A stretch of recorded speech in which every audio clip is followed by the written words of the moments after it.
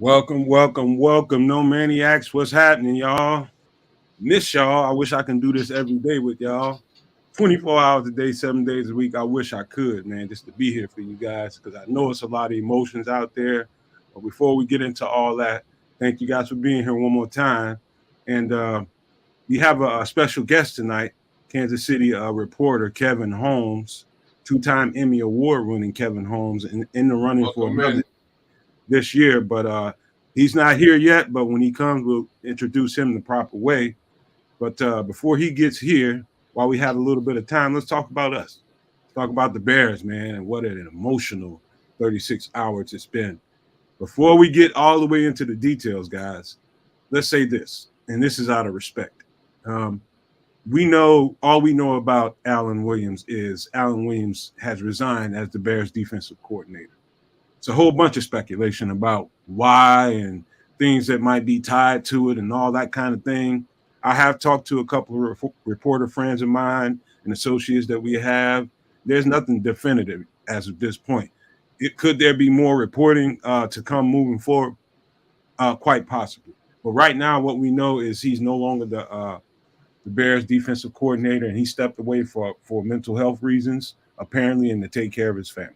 That's all we know, and that's all we're going to talk about. We will get into some of the reasons why I'm kind of glad that Flus is the defensive coordinator and making the calls right now, but Alan Williams' personal situation, we'll leave that private for him until they get that all straightened out, or the Bears or somebody makes a statement that is confirmed.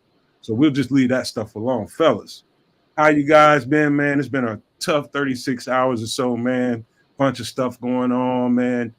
Tell me what you're thinking, Samo. Man, shout out to all the Nomaniacs. Welcome back. Like Nomad said, glad to be here, talking it up with you guys again. Man, it's just exhausting, man. That's the only thing I can say about it. Exhausting. There is so much that's happened. There's so much to talk about, man. I agree with you on the Alan Williams situation. I don't want to speculate and deal with all of the rumors. Whoever put that out there is sick, for one. But we won't talk about that at all. Let's just keep it with what we know. And what we know is that he's no longer the defensive coordinator of the Chicago Bears. We're moving on and wish him the best and wish him well and with his health, and hopefully he gets things together with that and his family matters and whatever else he has going on. But, we're moving forward with what concerns us. Crazy week, eh, guys? Crazy 2 weeks. What's up, Yes. No Maniacs? Chat. Yo, I don't know where to start or where to end. And, I know we're really going to get into it real soon about all of these things. But what I will start out today with is a couple of things. The first one, along the same lines of my two brothers here. Alan Williams, respect to you and your family if that's the situation that you're going through. Outside of that, take care of yourself as the need be. The coaching staff, chin up. These things are not necessarily things that you could have foreseen, but it's time for us to make positive movements forwards. What's up, Dylan? What's up? But yeah, it's time for us to just take a minute and devise how best to go that way. Before I turn it over to Samo, and I see our special guest is back there getting his smash on in the green room. He's probably needed that break, man. I know you did, but hey, listen, man. This is a whatever the situation is, it's very personal. I can tell that from a distance. It's potentially you know what? I'm not even gonna speculate on that. It's a sticky situation. It's personal for Alan Williams. Whatever's going on, let's let this thing play out before we jump to conclusions, though. So I'll just leave that there and turn this over to Sam.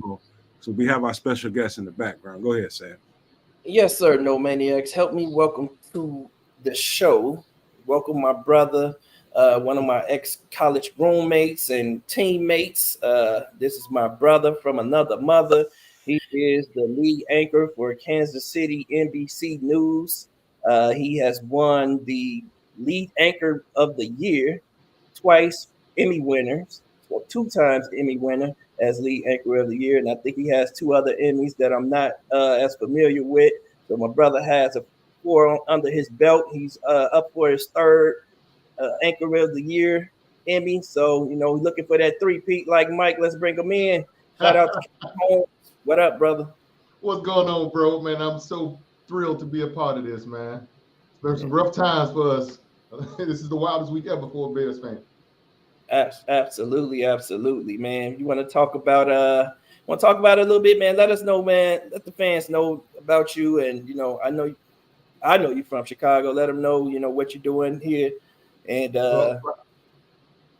We'll do. Like Sam said, man, Sam and I go all the way back to college roommates, college teammates up in Lake Forest with Bears practice.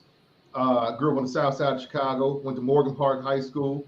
I'm a news anchor here in Kansas City, oddly enough, where the Bears are traveling. I'll be at the game as a fan for the first time in a long time. Usually when I go to the games here in Kansas City Arrowhead, it's in a work capacity, but me and my old man are going. So I've covered the Chiefs for the last 7 years since I've been here in Kansas City. Diehard Bears fan. I mean, my very first Bears game I went to was Mike Singletary's last home game as a Bear. They played the Steelers, and I believe they won like 30 or 31-6, something like that at Soldier Field. So, I'm not new to this. I'm true to this. And as the shirt reflects, I am sad about the state of affairs for my hometown team. Can I ask him a quick question, Samo? Hey, Kevin, go right ahead. Before I get I'm Nomad, by the way. Listen, man, first of all, you have a very impressive resume, and before I go any further with any questioning, man, I'm taking my hat off to you as a man to be able to maintain yourself and be able to present yourself in the way you do and represent us all out here, man. As a brother, I do really appreciate that, and I really do respect it. I just want to say that first. But man, I appreciate that. It means a lot.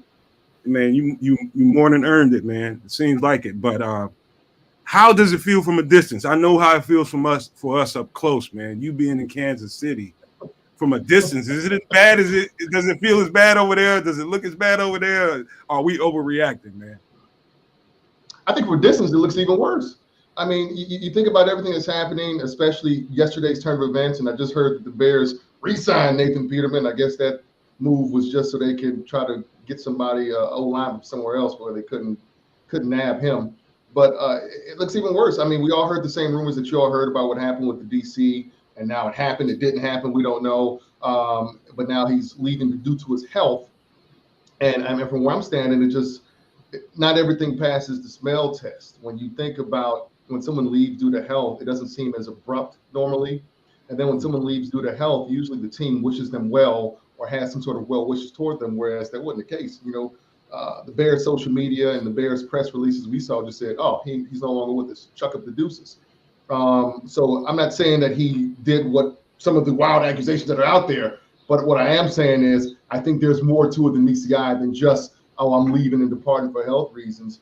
And the defense is just one of many struggles this Bears franchise got. I mean, you saw Justin Fields and how he tried to attack the media. When the media reran that clip, it told you everything that happened, and then from somebody who's been living in Kansas City for the last 7 years, see how an organization is ran in a functional way. This is the polar opposite of dysfunction, especially in my 42 years on this earth as a Bears fan. I don't know if I've ever seen it hit rock bottom. You think, even with the O-line, for example, you think it can't get worse than Sam Mustipher. And what we got now? We ain't got nobody. Everybody in Monaco. Nick Davis is here. He's not there. He's at the facility, but he can't make it, but he's leaving due to health reasons or personal reasons. But why are you at Hallis Hall in the first place? And there's just so many questions that remain. And if you ask me, more questions today than there were 2 days ago, definitely. Kevin, I'm Ked, so I'm from Canada. You sound like a real Bears fan, brother. What can I say, man? You sound a hell heck of a lot like me and Sam and Nomad on a chat on like yesterday. If you had, I wish you were a fly on the wall just to take a look at our chat yesterday, our text, because we were going crazy from early in the morning. It was craziness. Bright and early, Braxton Jones is out. Okay, so that's how we start yesterday. Okay, well, it's all right. Well, maybe where do we go from? The DC's gone, and now Justin Fields. Wow, what a crazy, wild day. But I can't wait to just shovel some dirt on Wednesday and move forward to Sunday. Let's go in another direction. Yeah, that was a whirlwind of events yesterday, man, and I think we're all still spinning from that. And we still have a game to be played. We still have a game that needs to be played, and there's so many fractures in this team. Yeah, absolutely. I think those guys in Kansas City haven't quite got it together though this year. I know you guys are the reigning champs and everything's been peachy for the past 6 or 7 years since you guys got that gunslinger and Patrick Mahomes. But this year seems a little different. We heard all the stories about the tackles, jumping off sides and not being quite up to par. And we've heard, we got to see on the first game, the wide receivers not being up to par as well. So let's talk about Kansas City a little bit, man. Get off our Bears back and talk about the woes that they are having and, how Kansas City is feeling about their team right now. I think there's a lot of questions and a lot of things that need to be gelled. I think in Kansas City, though, there's still a bit of optimism. If you look over the last 5 years, there have been a couple of seasons where the Chiefs had slow starts, and a lot of folks have counted them out, be it national media, be it fan bases in Kansas City or across the country, and they've managed to kind of bounce back. So I think there's still a bit of optimism, but caution here in Kansas City. You talked about the O-lineman, Juwan Taylor. I mean, he was a Jaguar last year, so they know some of his tendencies, and they definitely played up on that. The offense, for all intents and purposes, compared to previous 5 years, looks pedestrian. If I were to tell you that a Kansas City team would only give up 21 points in the opener, I would tell you that they would blow them out by like 30, right?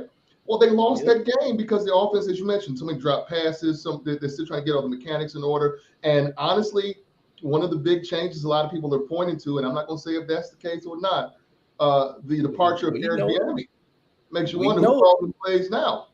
I mean, we got a guy who's now in D.C. who makes Sam Howell look like a solid quarterback. Who would have thunk it? And, Matt Nagy at the helm now, so a lot of people wondering, is that the difference? Is it a difference in the receivers? Because, we don't have Juju here. We're wondering, what Kadarius Toney, will he take the stone off his hands? Travis Kelce, he was hurt, and now he's rumored to be linked up, whatever that means, with Taylor Swift, whether they're dating or just kicking it or just talking.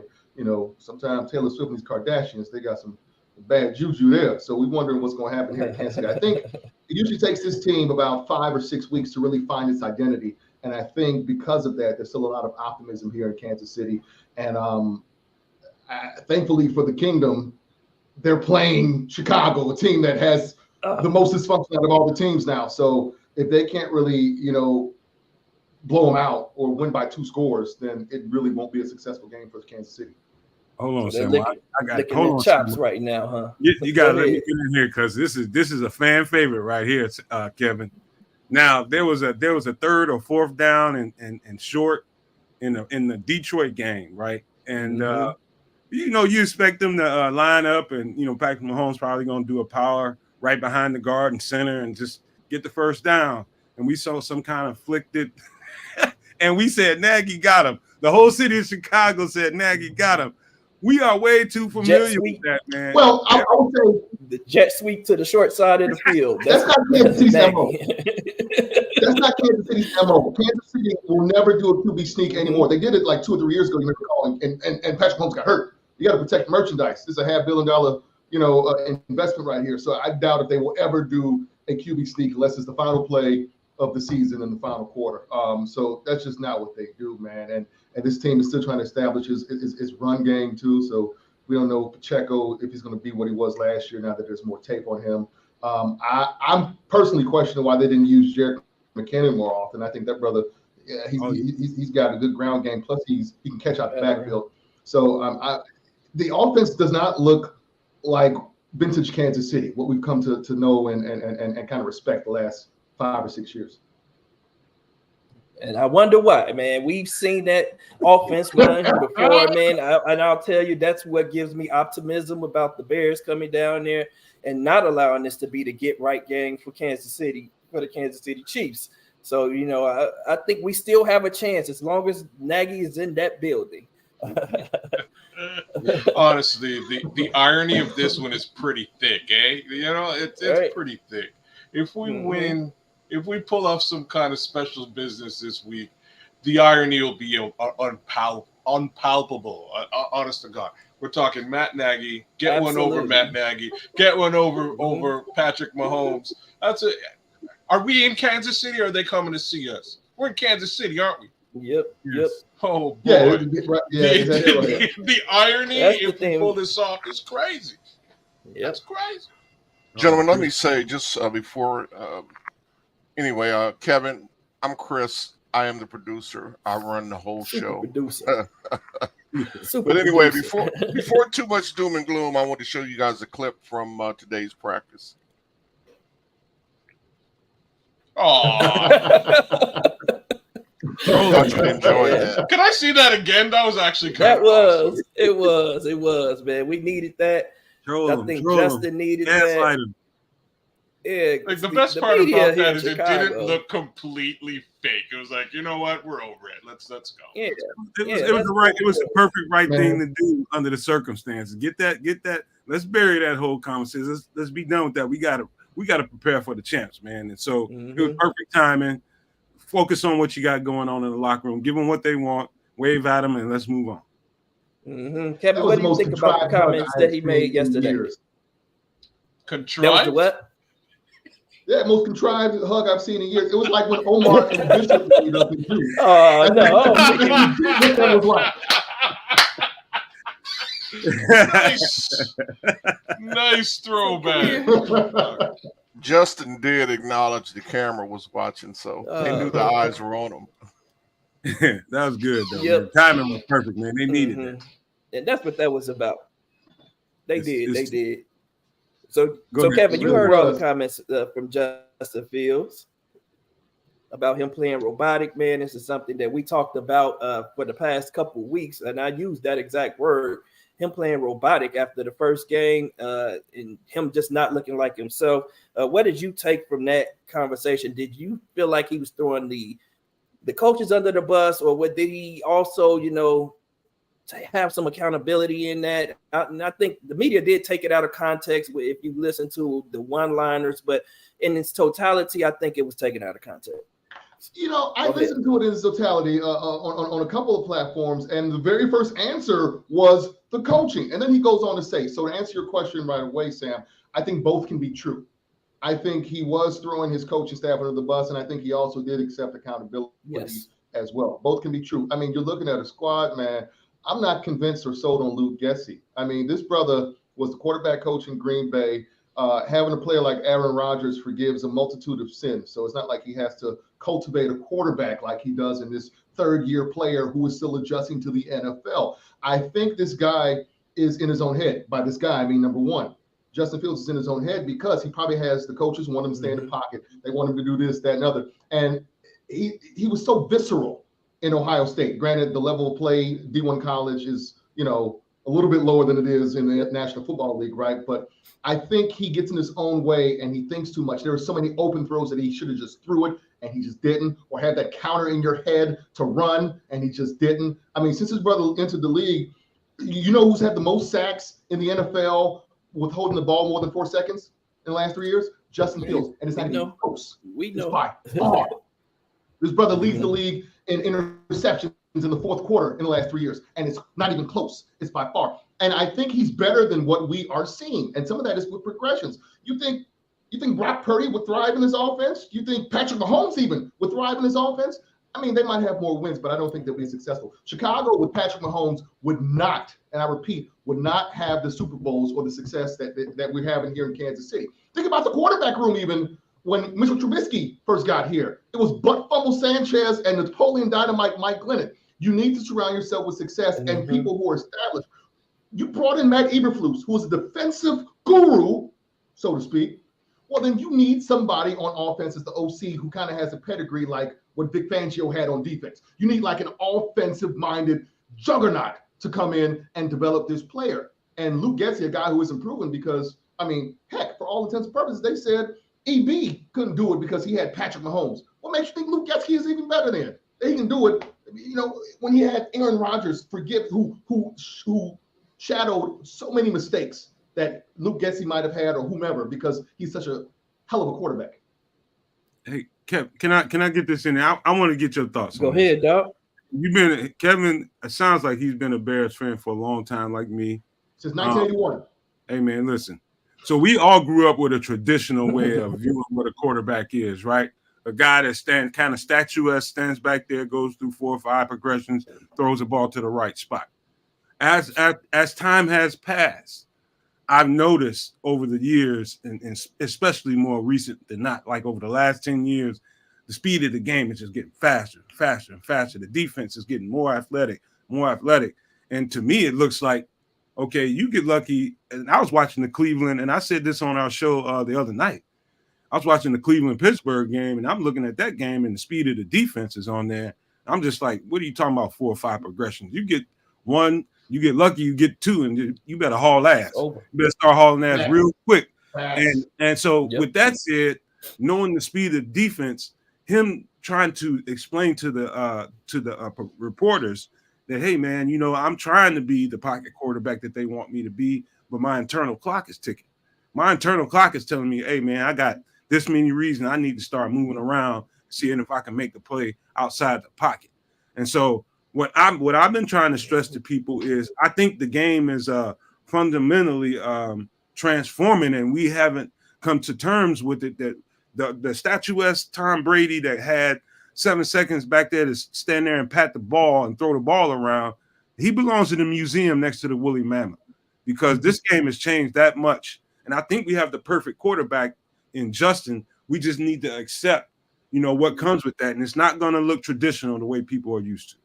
No, man, you nailed it, brother. I mean, he is the prototype of what the NFL is going toward, and he can be great if he's under the right tutelage. I mean, this brother has got to just go with his instinct. This brother was what, in the top 10 before he got hurt last year in rushing as a quarterback? That's cool. I don't care if you only throw for 125 yards and you rush for 150. If we win, we win. We win because of your jets, because of your legs. Let's play up his attributes more. I mean, the brother still has an arm too, but the offense has to find a way to get this ball to DJ Moore, to Cole Kmet. This brother had 1 or 2 targets the first half of his last game against Tampa Bay. That's ridiculous. You trade all this for this for this wide receiver 1, and you don't even use him. You know, a lot of it has to do with coaching. It was abhorrent. I wanted to throw something at my TV after that press conference, after that Tampa Bay loss, when they interviewed the Tampa Bay lineman, when he said, yeah, we knew what they was going to do because they lined up in the same formation the last 2 plays. That's unacceptable. And for that alone, you fire the entire coaching staff. Right. Kevin, I said that right after the game, in our post game. I said, what's Matt? Sorry, I almost called Luke Getsy Matt Nagy, but like you can see the similarities. Absolutely agree with everything you just said. In any event, I was like, third and long.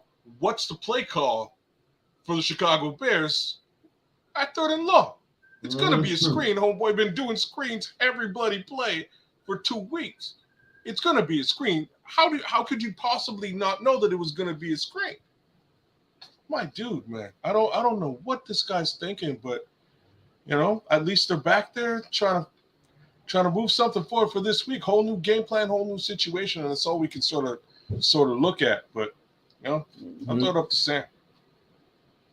Yeah, you're right. You guys are all right, man. I think Justin is the future of this league and what a quarterback is going to look like, man. He can escape the pocket. He has the arm. I think that the offense has to be built around him, like you said, Kevin. And I think it's important that we get someone in here that is going to look to build the offense around Justin and not try to force Justin into a system. And that's what it seems like they're trying to do right now. Justin that's what I got from that conversation. It's like he's tried to fit into what they wanted him to be, and now he's just like, but I have to be myself, and you can see it out there on the field. He's thinking a lot, man. He's not exactly seeing things the way that we saw him see things last year. I know that last year wasn't great as far as win totals, but Justin played really well last year, man, especially late in games, man. He kept us in a lot of games we shouldn't have been in, and especially that game against the Dolphins and that game against the Eagles, man, showed me a lot, and I was expecting to see more of that from Justin. We haven't. I'm hoping they turn the page against the Kansas City Chiefs this week, and we go to come down there to Kansas City and fired up, and at least make it a really good game, but I want to win. Yeah. He showed so much promise last year, despite the 3-14 record, and you were hoping they would build on that. You were hoping that this team would tool an offense around his skill set versus trying to change his skill set to what they want.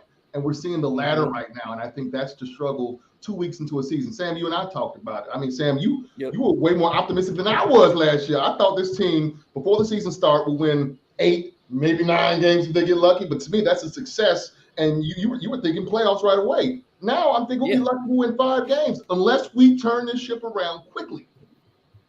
You're absolutely right. I think we have to turn the ship around. I'm still saying that, because we're only 1 game out of the division, and the division isn't looking good as a whole to me. We got guys going down in Detroit. They were the favorites, but they're losing talent, and the Packers are not sold on them. And Minnesota, there's a lot going on up there that seem like they may be in a fire sale before the trade deadline. So, I think we still have a chance, man. But like everyone is saying, we have to turn it around, and the offensive line situation is getting scarier and scarier by the week, just because of the all of the turnaround, because everyone's being hurt.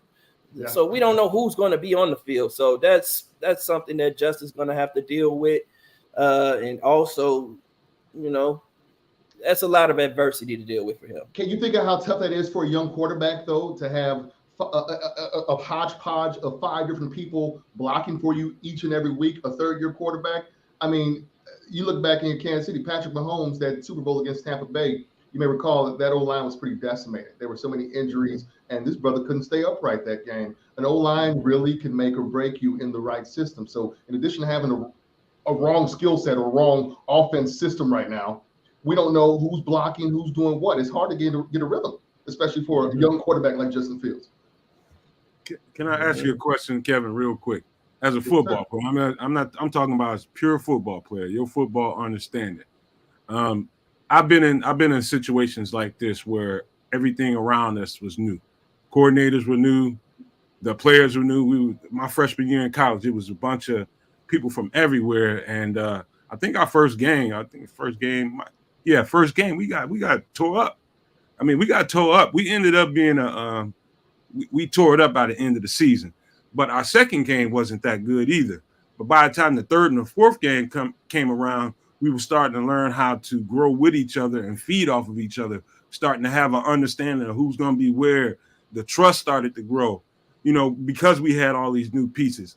And I'm trying to get people to understand that, because the Bears have so many different new pieces around here, it's a whole bunch of trust. And this is partly due to the CBA rules, how preseason is set up in the first place, and training camp, because they only get so much a contact practice, and so many preseason games. So the changes in that are beneficial health-wise to a bunch of NFL teams. But continuity, I think you'll start seeing more shaky teams at the beginning of the season than not because of it. Do you agree with that, Kevin? I certainly agree with that. But with that said, with the Bears, we got to have continuity. Nate Davis can't be walking around Hallis Hall but not practicing. And then we learn because it's some personnel matter, but he's still walking the halls. We lost Stephen Jenkins way before the season started. Now Braxton is out. I think I can agree with that even more. That's 100% spot on. But we have to have the continuity with whatever 5 they filled out there. And they have to know their assignments, and they have to believe. And they got to practice. They can't just walk around the hall with Hallis Hall. They got to practice. They have to practice. Well, I don't know if you know that Nate Davis actually did have a situation happen that was a death in his family. Sorry to hear that. So yeah, it was someone close to him, and I think he was dealing with that mentally. Maybe someone was transitioning, going through that transition, and it was hard to practice when you're not in that mental space. We don't know exactly who it was. It could have been, a parent. And I'm not going to say who or a child, anything. We don't know who it was, but it obviously had a grave effect on him. So we're giving him a pass on that. And I feel like Nate actually played well knowing that situation. I think that he doesn't have the continuity. I think that's the problem with our offensive line right now. I think individually, when I look at those guys, they play well, but the continuity has been their issue. So we're hoping that we can figure something out in this 1 week of trying to gain some continuity between guys who are going to be moving around and switching positions. It's a circus out there right now on the offensive line. So we're just going to pray. I could just say that. We're just going to pray that they do enough to protect Justin Fields this week. Let me just say, man, my career travels, and Sam, you know this, have taken me to living in several states near several NFL teams. Last 7 years, I've covered the Chiefs from Alex Smith to the arrival of Patrick Mahomes and the progression of him in 5 straight AFC title games. But, working in all these various markets, I worked in Flint, so we covered the Detroit Lions there. I worked in Savannah, so we covered Jacksonville and Atlanta there. There are a few fan bases that can equate or even compete with what we have in Chicago. I mean, I will say living in Kansas City, Chiefs Kingdom is one of them. Buffalo is another one that comes to mind. Those obnoxious folks in Philly as well. But we are craving something tangible, something real, something that we can be proud of. I don't think we've been proud of this organization since 2010. And even that was short-lived because we know what happened in the NFC title game there. And I think we deserve more as Chicagoans. We deserve more as the 3rd largest market. We deserve more as the oldest franchise in the National Football League. We deserve more for George Halas. I want to put GSH back up here instead of SAD. For sure. Well, man, we appreciate you coming on, big dog. Man, I know you said you had 30 minutes, but before you go, you want to talk about something you have going on in Kansas City. Nick, you want to play that for me? I've seen it firsthand. It's about more than a pair of shoes. It's about filling a child's soul with confidence. One less thing to worry about at school. Gift of Soul is back. And this year, you can help KSHB 41 buy even more shoes for local teens. This week, we hope that you can help us buy shoes for local teens in need. Use the QR code or log on to kshb.com. Don't wait. Gift of Soul, only on KSHB 41. Donate now.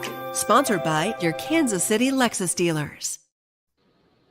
Okay, so this has been my baby for the last 3 years. The station has backed me in hosting a sneaker gala. I'm a huge sneakerhead.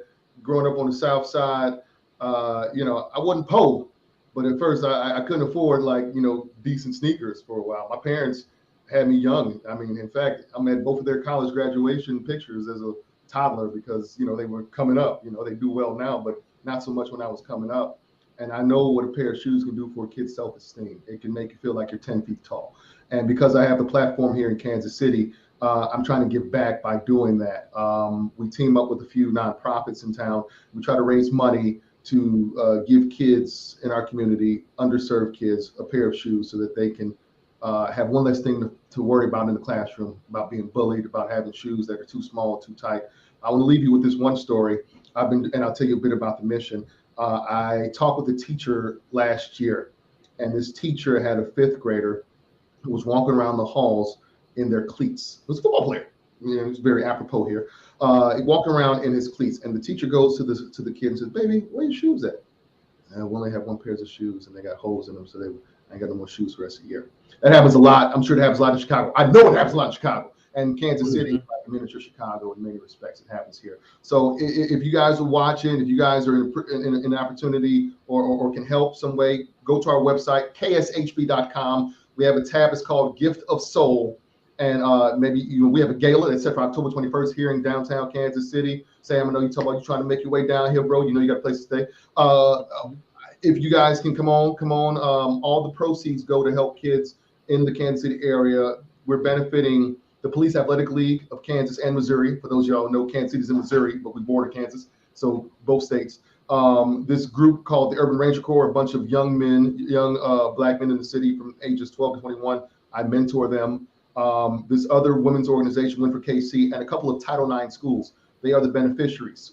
This is year 3 of this drive, and to date, we've raised $150,000 and have given out more than 3,000 pairs of shoes to kids in need in Kansas City. So with your help, we can do it again. We can do it even bigger and better. So kshb.com is my station's website, and you go there, you'll see a tab that has my picture, Gift of Soul, and you make a 501c3 tax-deductible donation. So you need a tax write-off, come on. And every single dime helps kids in our community.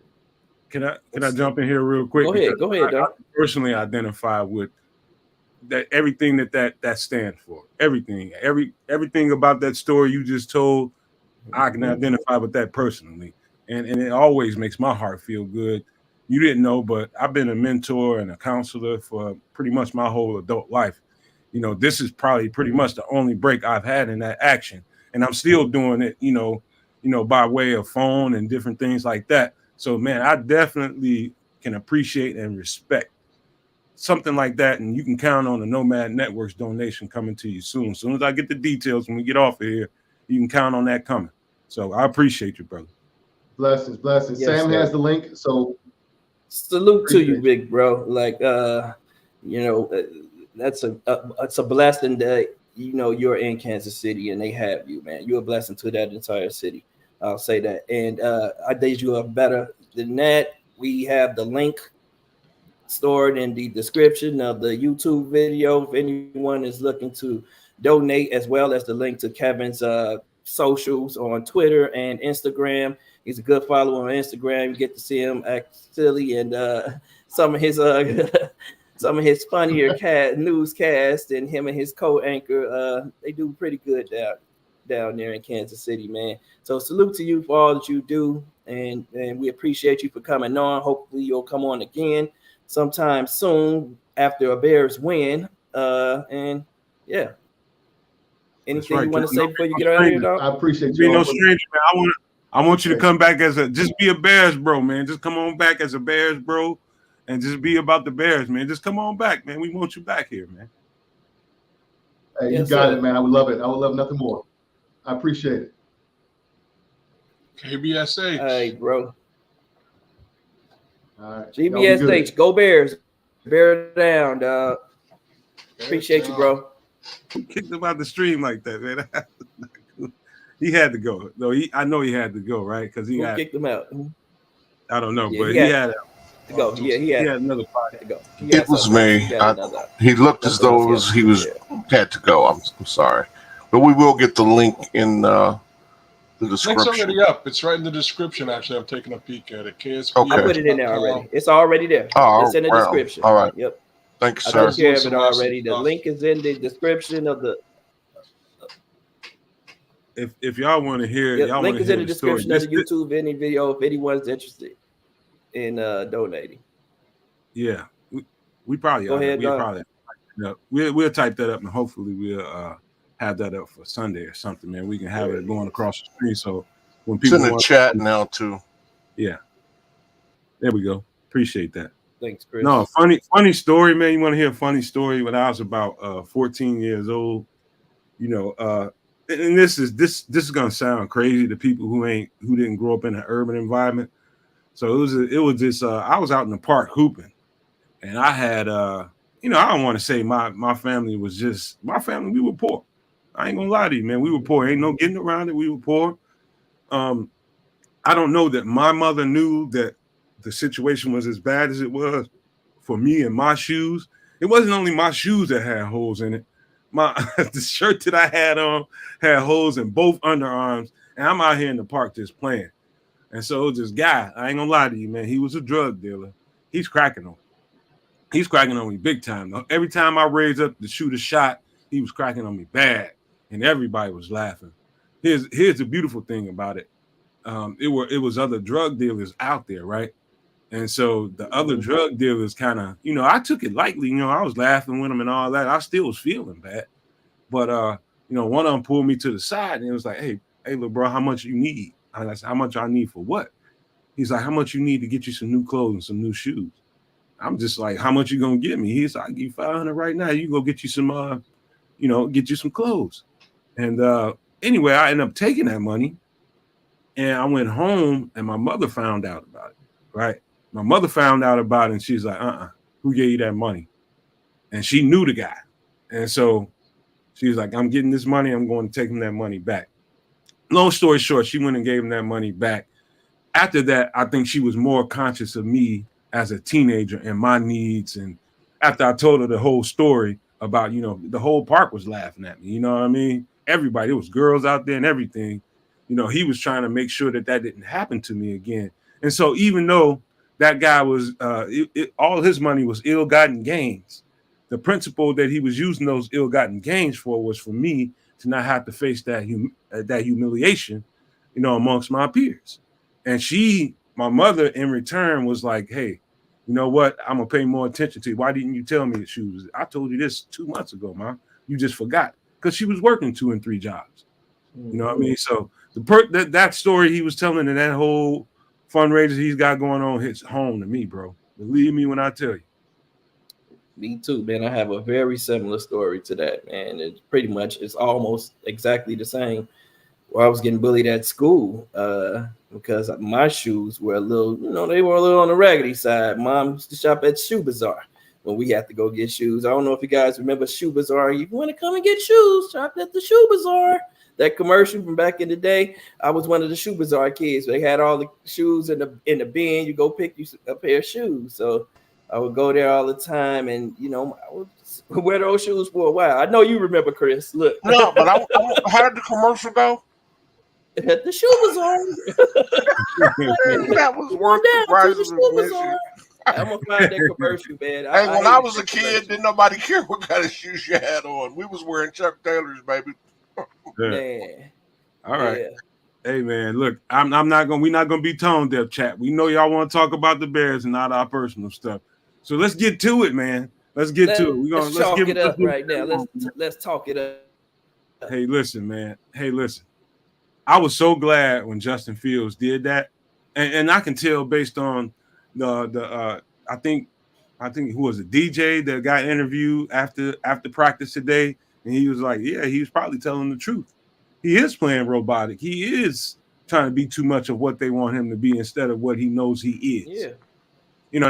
I'm not quoting exactly what he said, but that was a gist of what DJ Moore had to say. Like, you got to let this dude be him. I got both parts, Nomad. Go ahead, man. I said I got both parts of the Justin's press conference. It's on you. Let's do it. Of course, things that I didn't like. I felt like, I wasn't necessarily playing my game. Felt like I was kind of robotic and, not playing like myself. So, my goal this week is just to, say F it and just go out there and, play football how I know how to play football. And that includes thinking less and just going out there and, playing off of instincts rather than just so much, so to say, info in my head, data in my head, and literally just going out there playing football. I mean, just going back to it's a game, and that's it, because that's when, I play my best is when I'm just out there playing free and being myself. So I'm going to say kind of just bump all the, what I should do, what I, this and that, like pocket stuff, like I'm going to go out there and be me. So, yeah. When you are playing the way, when you're playing like yourself, what does that look like? We'll see. So, when you say thinking less, what do you think was causing you to think so much, maybe think too much? Could be coaching, I think.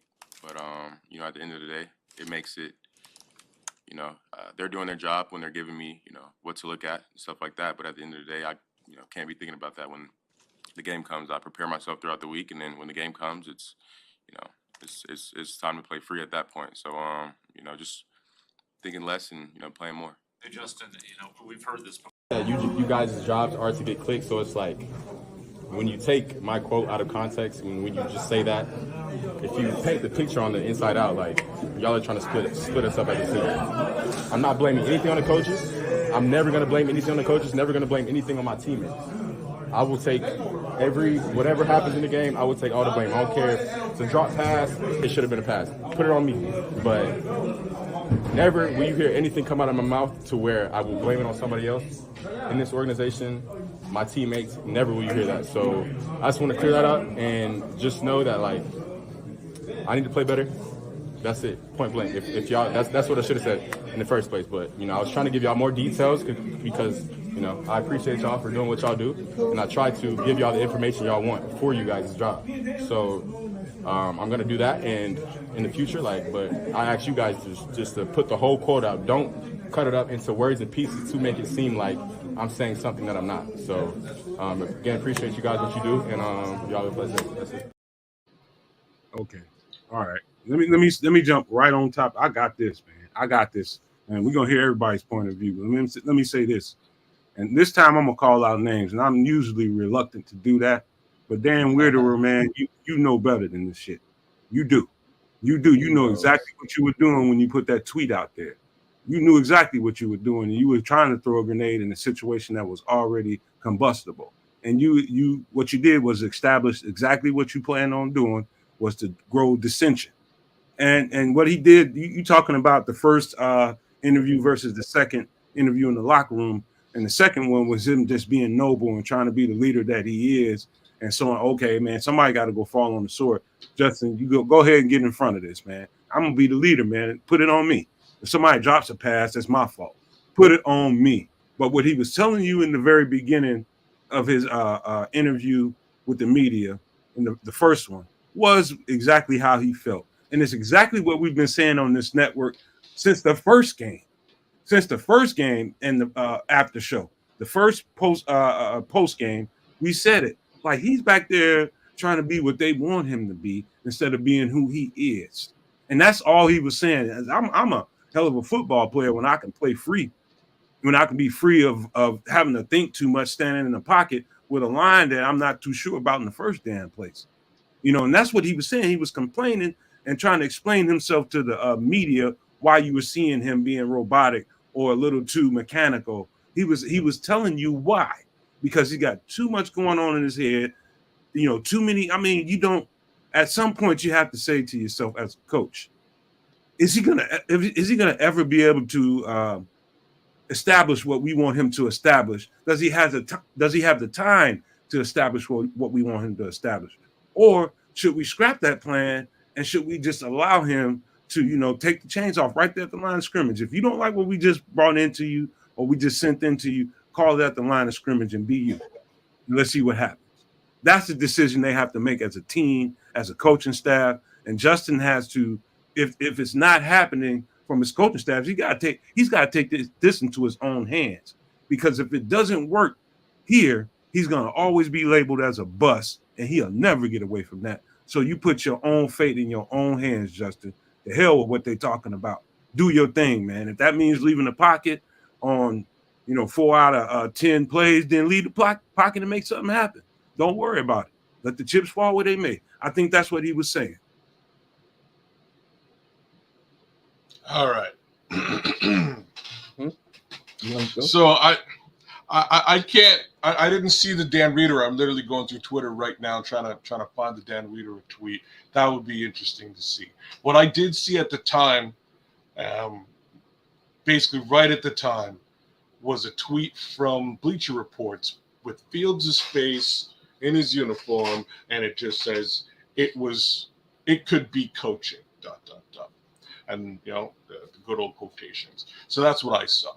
And in seeing that sounds exactly like what Justin's talking about. Don't take my words and cut out the whole thing. Just, it could be coaching. Put my face on it and make a story out of that, as opposed to the entire thing that I said, which is, yeah, coaching could possibly be what's in my head. Maybe that's part of the problem. I don't know.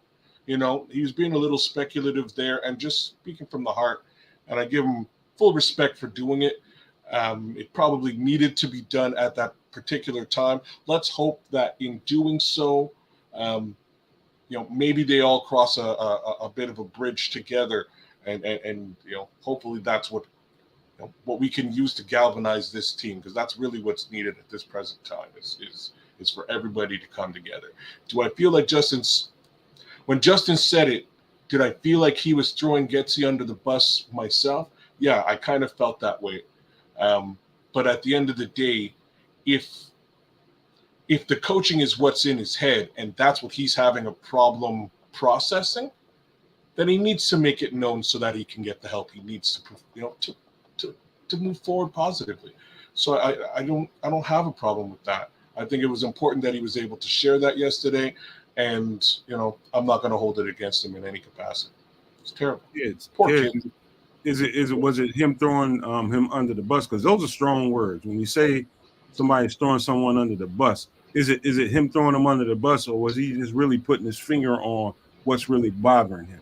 Which one is it, or is it both? It's 100%ly both. It just depends on what, whether you're the guy who's under the bus or you're the driver. Justin just happened to be the driver. It's still a car accident. I feel like, first of all, Denny Downer strikes again, man. He feeds off of negativity. That guy's personal life must be miserable because he's the one who threw the grenade in the locker room, not Justin Fields. He's trying to get that team to implode, and he knew that this would get a lot of clicks. This was about clickbait and, people running to Dan to see what's going on. Justin said what he did, what.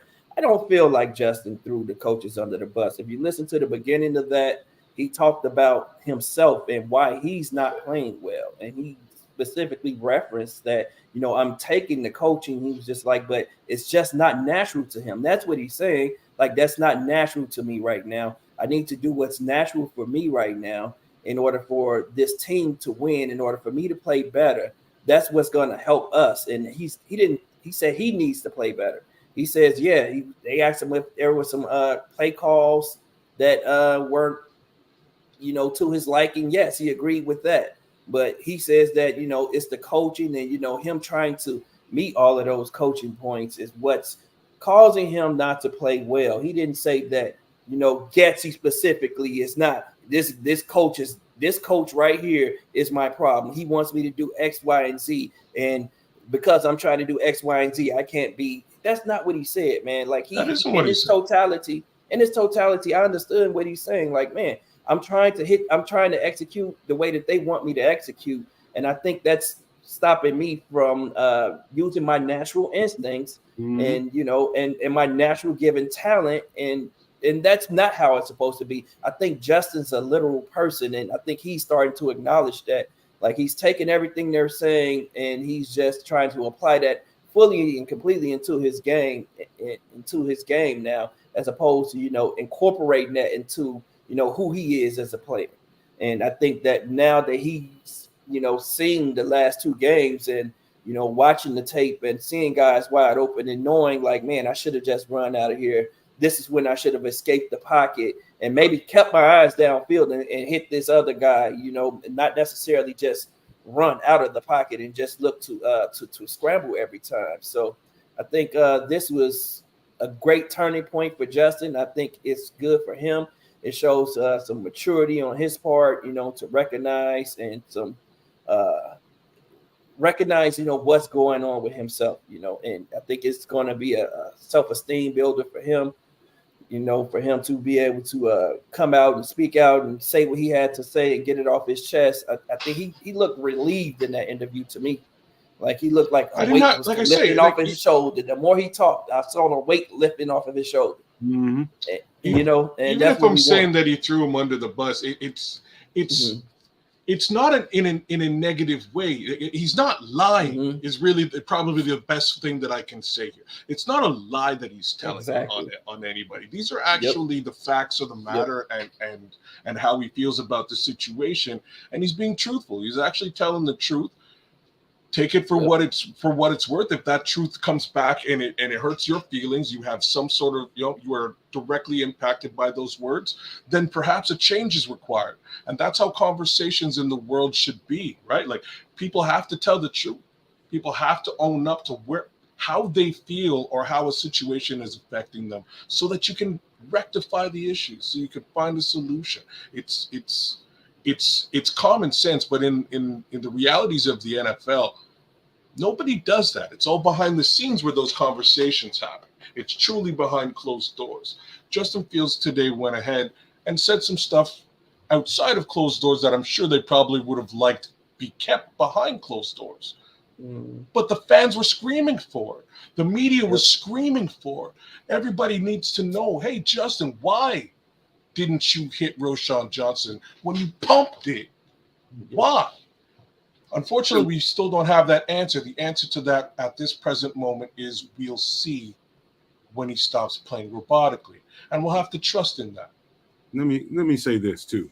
And Dan Weirderoo, you're more than welcome to come on this show to defend yourself. I'll be glad to give you the platform, let you speak your mind, say whatever you want to say, but I'm tired of holding back, and I'm going to tell you about yourself today. Man, you knew exactly what you were doing.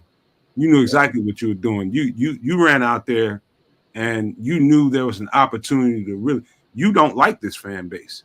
I don't know, for whatever reason. I don't know if you're from here or you're not. You don't like this organization for whatever reason. I think the years have done damage to your perspective of this organization. And you as a reporter, I'm not saying that you have to be a homer because you're a reporter in Chicago. What I have to say to you is, you find opportunities to try to tear an already fragile fan base. I think you know that the fan base is fragile. And I think you know that the fan base has PTSD. And I think you know that on Twitter, those are the kind of people that you're looking for, because most of them are negative. And when you say things, it's going to exaggerate itself on Twitter. And you know exactly what to say to really get at the fan base, which you despise for constantly supporting this team year in and year out. And that bothers you. That bothers you. You can't fathom why this team, after all these years, why these fans would continue to support this team through all the misgivings and all the failures and all the things that have come with the Bears for all these decades. You can't understand why that we keep staying 10 toes down, and we won't give. It's because we're real about it. You don't like it because you can't drive that divide and wedge in it the way you want to. So if you want to come on this show, come on. You can come face me, but I'm gonna tell you about yourself when you come on here. I don't like your reporting. I don't like your negativity when you're on Twitter. I just don't like the premise of what you stand for, bro. So I'm tired of you doing this to our fan base and dividing our fans and perpetuating the negativity. You want to come on here and face Nomad, you can. But I'm going to tell you right now, I don't dig it, and I wish you go get a job somewhere else. I'm with you, big dog. He won't be getting no jobs anywhere else, given the clicks. Like, this is what Justin's talking about. And I found the Dan Wiederer. I found the tweet, man. I should read it. Now I lost the tweet. Anyways, this is clickbait stuff, right? That's really what this is all about. It's clickbait case scenario for, here it is. Justin Fields acknowledged he has been, and listen to the way he spins this too. Justin Fields acknowledged he has been playing too robotic, then bit the pin off the grenade and rolled it into the building, with his explanation for why he believes it is that way. Coaching. Wow. A lot more on that in a bit. That's Dan Wiederer. Look at the way he spun that as his explanation. That wasn't his explanation at all. No. He just happened to say, maybe it's coaching. Maybe coaching is in my head. It could be one of many things that's causing me the issues that's making me a more robotic player at this present time. Maybe I'm not processing fast enough. He took the onus, right? Mm-hmm. He continued to take the onus. He went on later on to continue to double down on taking the onus. But Dan spins it as the explanation for what's happening. And that's not really what Justin was saying at all. Hey, Kez, I'm gonna say this too, because Justin can't say it to you to your face, because you're sitting there with that mic, with that phone in his face, and he can't tell you what he really thinks. Man, you a straight up chump, Dan Weirder. I'm gonna tell you, but Justin can't say it. I'm gonna say it on behalf of Justin, his father and his family. Man, you a straight up chump for that crap. Yes, sir. I'm just gonna tell you straight up. I want to say more than that, but we on Nomad Live tonight. Yeah, that was a sucker move by Dan, for sure, man. For sure. If you're talking about him, I'm just saying he's done this long enough to know very well negativity pays way better than positivity. Mhm. And this is why Dan Wiederer exists. And not just exists, it's why Dan Wiederer does well. Like he does well in this situation. So much negativity to deal with and for folks to click on. But as Bears fans, we can't keep taking the bait, man, when guys like Dan Wiederer and other guys on other podcasts that have platforms like this, go out and just choose to focus on the negative words that were said, the words that could be perceived as negative when taken out of context, because that's exactly what Dan did, man. He heard some things and he's looking for keywords. He pulled those keywords out and he was like, I got it. I'm going to go post it and I'm going to frame it up this way and I'm going to put it out there and then more on this later. He knew what he was doing, man. He was trying to draw in the fans who were already feeling a certain type of way and saying, oh, now he's blaming it on the coaching. Oh, no, Justin is this. I'm tired of Justin, this and that. Like, listen, guys, let's be patient and understand what Justin was saying and what Justin is going to be and do going forward. Is he going to just run around the field? I don't think he's about to just, saying that I'm just going to go out and try to rush for 1,200 yards this year. That's not what he's saying. What he's saying is, I want to be a little looser. I want to be a little open to, moving out of the pocket and not staying directly in the pocket, but I want to be a playmaker. I'm not just going to sit here in the pocket and bounce and look from left to right to left to right. One, and no, that's not open. Two, that's not open. Three, four. All right, check that. He's not going to be that guy right now, and every quarterback doesn't develop into that type of quarterback immediately, man. I can think of a few guys who did. Michael Vick didn't. Michael Vick developed into that guy under the tutelage of Andy Reid, who's the quarterback whisperer in my mind. We can look at other guys recent. What's the guy in Seattle?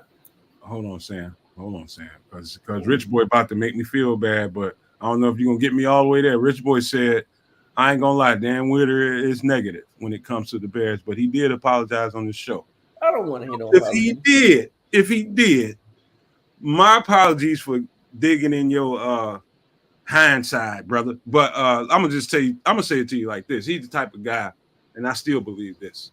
You can apologize all you want to. He's the kind of kid you sitting in your living room and your mother is in the kitchen watching a little kid your age in the alley throwing rocks at the house. And hey, Samuel, hey, this little boy back there just threw rocks at the house and tried to break the window. And you go out there and you be like, hey, man, you throwing rocks at my window? No, he going to hide his hands. I didn't throw nothing. My mother just seen you throw them rocks. Because he don't want the confrontation, he's going to apologize to you and hide his hands. It's easy. Just because it's because of the blowback he's getting for it now. All the national media guys are coming at his head. So now, now I can apologize. If he wasn't getting negative press from national guys, he wouldn't have apologized. He didn't care. He doesn't care about Justin coming out and saying he should have apologized immediately. He didn't delete the tweet, did he? Is the tweet still there? I know it's still there. I'm reading it. I just read it. Exactly. If that's how you. So I don't want to hear that, man. The dude is negative. Like you can't trust people like that who can just go out and say, "Oh well, I'll apologize." Don't trust a Dan Wiederer, man. That dude is a chump. He's something else, man. He's not a guy that I would sit next to at a bar. I'm gonna tell you like that. Hey Sam, you know what's funny? There's a lot of chumps out there this week. Like chumps are just jumping off this week. Kids. I know we've been trying to clean our language up on the show, and we're gonna clean our stuff up.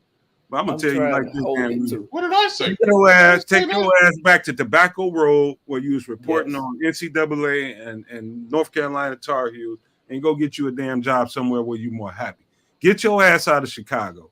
I'm tired of you being here. You're not happy here. You're not happy covering this franchise. You're not happy with this fan base.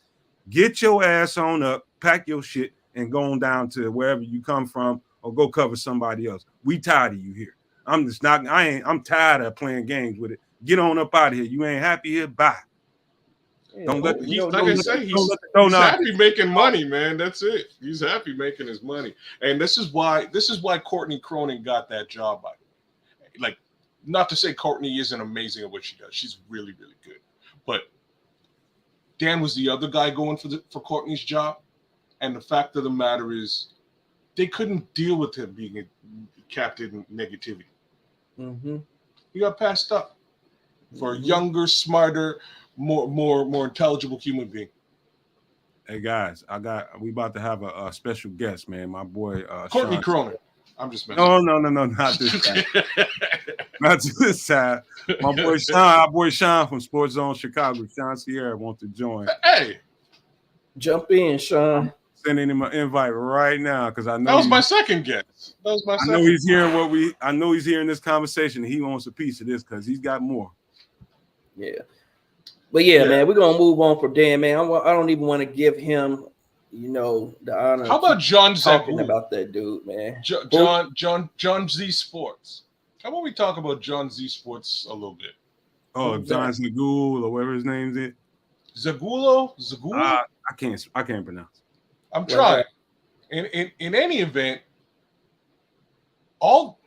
without saying what was said, so I'll do my best here, right? So he was a person who put out a lot of the heat with respect to Alan Williams. What's up, Sean? He was the guy who tweeted out a lot of the heat yesterday and backed it up and said, hey, even the Peanut Tillman stuff was coming from Sports Talk Chicago, which was very surprising to see. I thought it was somewhat reputable. I've watched this show for sure. I've definitely followed him in the past. It was very shocking to see a lot of that Peanut Tillman magic and Alan Williams mystery coming out of his media camp. Okay, Sean, I know you coming in. I know you coming in here. I know you coming in hot. All right, now get it off your chest. We got to be easy with the cuss words a little bit, but go ahead, let it fly, Sean. You know what? I'm disappointed in a lot of the things that people are saying, and about this whole thing. First of all, it's crazy. That's just it's crazy, and but I'm not surprised now with the Bears. They're our own circus. But with that being said, the whole thing with Alan Williams is nuts. Whatever it is crazy. The raid, the whole raid thing, that thing is, somebody gets a hold of something, or they make something up, or they hear something, or they think they hear something, and then they go and they run with it. All right. Then that's the sad part about our business, especially with so many people having a platform. It's not really trained journalists. All right. It's people like us who hear something and you take it and run with it.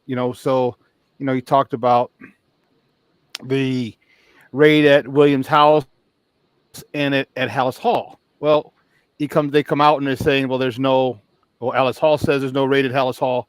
Ian Rappaport reported, but there's still no confirmation that there was a raid at Williams' house. Everyone's forgetting about that. So there are a lot of people are saying, yeah, they are.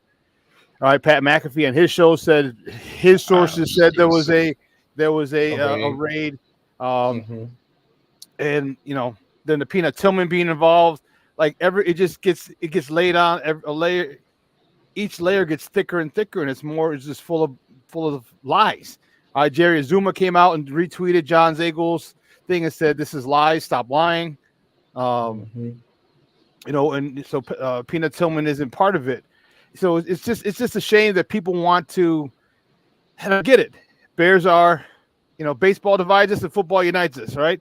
So this whole city is Bear fans. So you do something with Bears, people are going to listen. And he's got a good show, John. All right, yeah. But I don't know who his sources are or what, but he was, I think he might have been off a little bit, and he backed it up and said, "I stand by my reporting." Okay, well, it's good, and if his sources are good, fine. But you know what? He needs to apologize or say something about the raid at Hallis Hall, about Peanut Tillman, all that other stuff, because that was confirmed by. Well, it wasn't confirmed by Jerry Zuma. We don't know. I mean, maybe Jerry Zuma talked. I mean, obviously they're friends and teammates. But maybe he confirmed. He called Peanut like, "Hey, man, what's going on?" And he's like, "No." All right. But Ian Rappaport. Now, when Ian Rappaport says something, you got to really, really, really, really, really think hard that it's pretty much the law. All right. Yeah, Sean, if Jerry, I trust Jerry because Jerry Jerry and Peanut I know are tight. Yeah. Now, if Jerry's out here simping, and the story turns out to be true, then Jerry gotta explain that, which I doubt.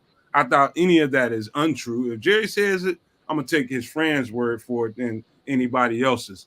I think what we're doing right now is we cleaning house out here for the Bears fandom and the fan base. We calling out names, man. We not playing with these people, man. And it's time. I heard you talk about Wiederer when I came in. What did he say? He's negative Nancy, dude, all the time. All the time he's negative Nancy. Everybody said it, but I'll reread the tweet. So go ahead. All right. Justin Fields acknowledged he has been playing too robotic, then bit the pin off the grenade and rolled it into the building with his explanation for why he believes it is that way. Coaching. Wow. See, yeah, that's bullshit. It's part of my French, dude. But that, you know what, and that's why he called that meeting again, because you know what people don't understand. He gave a list. Waiterer got everybody cursing on this show. That's all right. That's all right. It's one of those episodes. You know what? I'm gonna tell you. I'm gonna give him a shoulder when in a press box. Like, oh, my bad. Excuse me. Coaching. Me. Say pardon coaching. Me, sir. Pardon me, young man. Because I'm probably older than him. Pardon me, young man. Right. But you know, because he gave a list of things. He's like, you know, coaching possibly. He goes, he mentioned himself. Yes. And then he went on to say what it was. Like in the whole thing that they were trying to they're trying to make him stay in the pack a little bit. But he understands, like, okay, I still have to remember, Nomad, do you remember when I kept saying, I think I might have said on this show, Justin's a good soldier. Yes. So when they tell him to do something, it's more like, yeah, okay, I'll do it, as opposed to having that a-hole in them like Aaron Rodgers, like a Brady, like a whole bunch of, like a Jay Cutler. Like these guys, like, no. He don't want to rock the boat. Yes, exactly. And he's got to learn to be able, he's got to get that a-hole in him, because all the great quarterback, all the great athletes have it. All the great ones have it. He's got to stop being such a good soldier.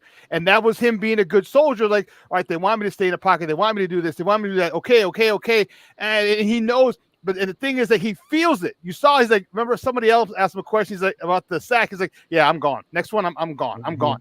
He wants to leave, but he's still that good soldier. He's got to get rid of that mentality and make plays when the plays are there to be made. If it's breaking down, man, he's got to jump up.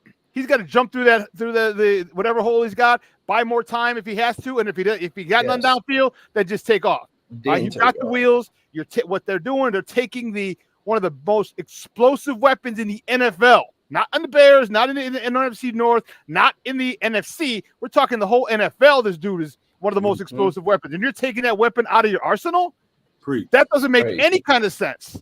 That makes no kind of sense. Now I get it. You don't want him to take as many hits. Good, I get it, no problem. But then use your God blessed run game. Where's the zone read? Where's the wide zone that you run? The outside zone that you run. You ain't running outside zone anymore. You're running downhill. You're running power. You're running power, toss pitch. You're going right downhill, down block. Fullback leads through, and Roshan Johnson up. It's okay, but don't come in with this outside zone stuff. Get to him. Give it. Deontay was hurt, but him, Travis Homer, you pound those guys. And then you give me a couple runs with Justin. Hey, where the hell are the offensive linemen in? You know what I'm saying? To make a statement. Offensive lineman, you report as eligible. You put him in motion. You kick out the end. You wham block a 3-tech. You wham block somebody, because I don't give a damn how massive you are, Chris Jones. You get ear-holed by a 300-pound guard with a head start. Repeatedly. Repeatedly. You know what I'm saying? Like, you're going to start looking, and you're not going to start penetrating. You're going to start looking. You get ear-holed once. You know the little white stars. You play football. You know exactly what I'm talking about. Yeah, they don't run a little bit. You got the white stars. Like, oh damn. And you're shaking your head like, oh, I got to get ready for the next play. They need to do that. Set the tone. Stop playing around. Get Justin running. Get him in a counter. Man, get a offensive guard and a tight end. Lead him up the way. It's beautiful. But they got to get this guy going. I don't know about them winning this week. But, man, they could really make a statement. They could really, really, really put a number on it. If it gets to a shootout, man, and I hope Justin Fields, this could have been the come to Jesus moment. All right? There's in every championship team story, There's one moment in the season that go, and it could be the first game. I know I was a couple of teams that I had. It was the first game when I was with one of my old teams. It was the first game. We traveled to Michigan, ran one of the kickoffs back, and it was just crazy. We had like 7 decleters. No, I lied. It's like I think it was like 4 or 5 decleters actually on this punt return. All right, and that was a moment for us. We didn't lose a game, but that was that moment. Maybe this is the moment. Maybe this is the moment that they needed. All right, to galvanize. You saw them. You saw them had hug it out today at practice, and that's good. Now, Getsy, call it. Justin. And with that being said, Justin does have to play better. Justin does have to play better. You missed a lot of stuff that won to Roshan Johnson, dude. That was a gimme. That was a cover 3. Yep. That was a cover 3, and you saw there was the single high. The guy in the middle was taken by the guy running the crossing route. So you got to if you have to know that. You're running. You see it's a cover 3. You know what these guys are running. You're like, okay. On the right side, there's a guy taking a cornerback taking that. The left side is a guy taking that cornerback, and then we're running a deep in, and that's going to take the guy in the middle. So the guy trailing is going to be free. That's exactly. So you have to know that, and he didn't, and he was hesitant. He was, and all this was because of what happened. He saw it though, Sean. He saw it, and this is the thing that drives me crazy. The ball. He saw it. He pumped. And I don't know if he pumped him. I think he might have pumped outside. It looked like it. It looked like he pumped to the outside but he's guy. looking in that direction. So let me tell you, he should know it. I swear he saw it because he pumped, and that's the only part that frightens me. That right there is like, what's the cause for that hesitation there? He's kind of. Why didn't you just? That's why I don't think he saw it, man. Because I think he would have ripped that, man. I don't think he saw that, man. I think he would have ripped that. That was a gimme, like Sean said. He's in that direction. He's looking in that general vicinity. I don't know what he's looking at, man. There are too many open guys in middle of the field. I don't know if he's looked down at the rush. As he's looking in that direction, he thought that he saw some white flash in front of him, and he's like, "Oh, I don't want to get hit as I'm throwing it." Then he looks back up, and it's too late at that point in time. Well, he felt like it was too late, and he runs into the middle of the offensive line and just gets sacked. So I don't know what he's seeing. I don't know what he's looking at. Sam actually explained it in his presser today. He explained everything. He talked about that play specifically in his presser. What he said was he got stuck on Mooney and wanted to give Mooney an extra chance to wiggle free and get loose. And he kind of stuck there, and it was too late by the time it was time to move on to the next progression. So that's exactly what. So what he's got to do, he's got to understand. He's got to bring his boys. He got to bring a come to Jesus moment. Like, hey man, I trust you. I trust all you. I mean, he trusts Mooney, all right, and you know damn well he trusts DJ Moore. But like, hey, he wants to get it to him. But like, if you're not there, I have other guys now that I can throw to. I got a DJ Moore. All right, I got a Cole Kmet. I got a running back, Roshan Johnson, off the seam. You know what I mean? Like, I have those things. Don't get stuck on one guy. Great quarterbacks don't get stuck on one guy. Their favorite receiver is the open one. And if it's your boy, great. If it's not your boy, hey, you know what? Get open. So he's got to learn to come off that. I know he wanted to give Darnell an extra second to free up, but that extra second to free up, it cost him a touchdown. It cost him a sack. So he's got to look. And the thing that bugs me, and here's the biggest thing, I hate his freaking drop back. I hate his sauntering back. Everything's got to be timing. Even if you're in a shotgun. First of all, I hate God bless the shotgun. Everything's shotgun. Get his ass under center.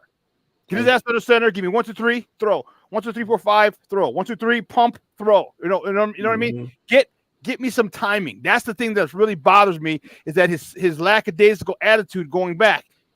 That's on Getsy. Either you coach it or you allow it. One or the other. You coach it or you allow it.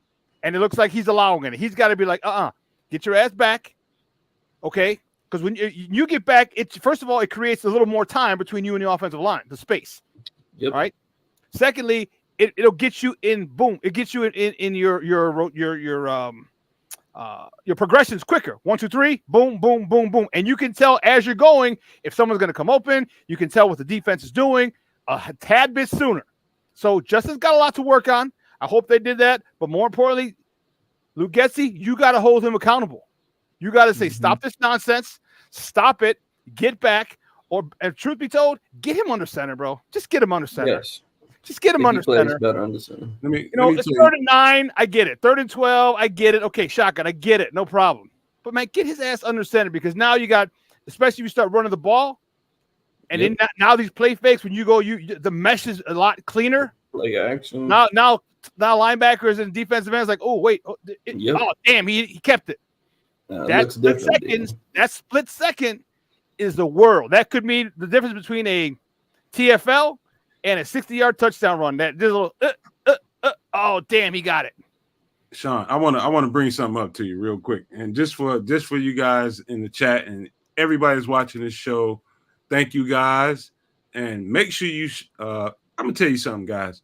If you like this content and you like what we do, the best way to tell YouTube and the algorithm how to approve this content right here is to like, share, and subscribe. That's the best way you send the message to them. You just told YouTube when you hit that like button and you hit the subscribe button that I like this content and I want more of it. That's how you communicate with them that way. That's how you show solidarity with us. That's how you do it. And before I go any further, let me say this to you guys. I'm not gonna tell you everything, but you see all that piss and vinegar Sean Sierra has right now, and he's like a hot cast iron skillet waiting for some popcorn to touch it. Sizzling still. All that energy, man. It's all that energy, man. He's got it. He's got it, man. And he is Sean is I've been watching this show for a long time on Sports Show in Chicago. And I always admire the energy he does his show with. I mean, the energy is unreal. He was doing that show for 3 hours. Now I think you're down to 2, right? Am I right, Sean? Yeah, down to 2. Only reason is so we can rebroadcast it on StreamYard. What? I'm not. Should I announce it now? Or no, you want to? No. All right. We're gonna wait. We're gonna wait, then. We're gonna wait. But I sure enough appreciate Sean. I love the guy, man. The more I talk to him, the more I get to know him, the more I appreciate him. More than anything, I really appreciate him more than anything, man. And we're growing as guys and as men. I'm talking about Sam's, kids, Samuel, the whole team that we're doing over here, man. Bearlissimo, I want to tell you this from my heart. I know we had a bunch of disagreements about who to draft and if they fit and all that kind of stuff. But Bearlissimo, I want to tell you this out of my mouth so you hear it live. I really respect what you do. And even if we have disagreements on what is this and what is that, just know that I respect the hell out of you. And I would like to invite you to this platform to have it your way over here. Do it the way you want to do it, when you want to do it, on your time frame. So I just want to offer you that invite live here on air, man. I want to build this network out so that everybody that I really respect and that we really respect has a platform to do it their way. We have the production skills to make your production look as good as you want it to look. We have the producer. Trust me when I tell you, everything that you want, you can do it right here on the Nomad Network. And so I'm saying that, and I'm saying it in front of Sean because I've been doing that, reaching out to Sean in that way. And so he's just the first guy. I want a whole bunch more people to come over here and join us, man. And I really appreciate all you guys. So before I get carried away with that, I just wanted to say that to Bearlissimo and let him know how much I respect him. Yeah, Bearlissimo's a good dude, man. Good dude, great perspective. I love it.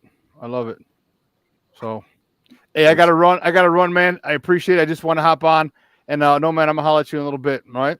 Hot popcorn, Sean. Sean. Who started? Is it time to start Rojo? Just say it before you go. Let me know. No. Is it time to start Rojo?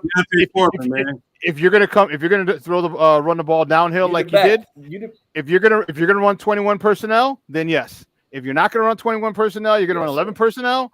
Then keep Khalil Herbert in. But if you're running 21 personnel, give me Rojo. But and then keep giving me outside zone. We're not doing outside zone.